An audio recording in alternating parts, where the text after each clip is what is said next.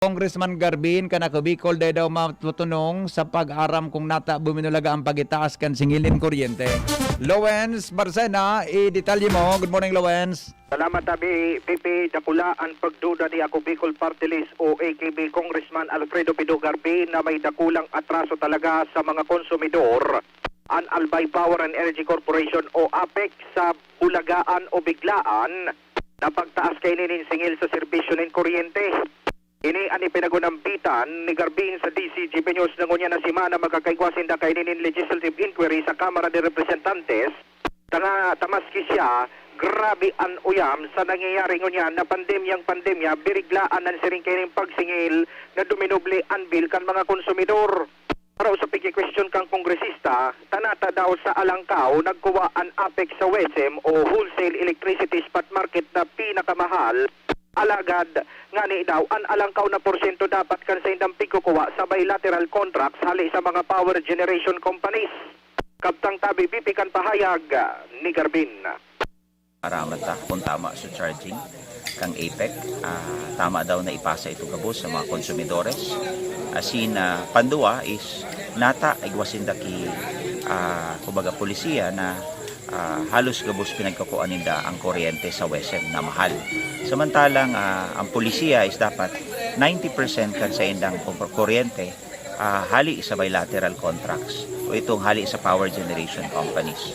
Mas barato ito. From 4 to 6 pesos makakakuha ka kaya.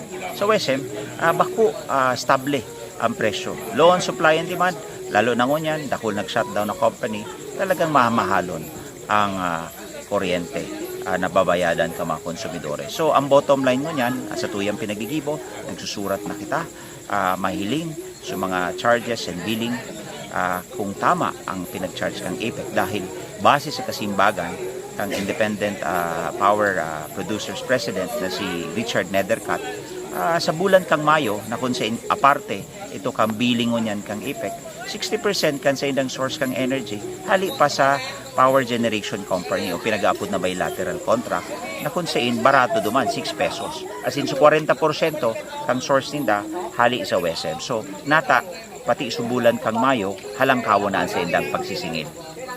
Iyo po. So ngunyan po ano na po ang gigibuon ta po kay ni sa Kongreso tabi ninong ko? Well, sa maabot na simana, nagpromesa sa kuya ang Committee on Energy, Chairman Mikey Arroyo, na ipapaapod niya ang ERC para magkaigwaki urulay digde. And then madeterminar taman.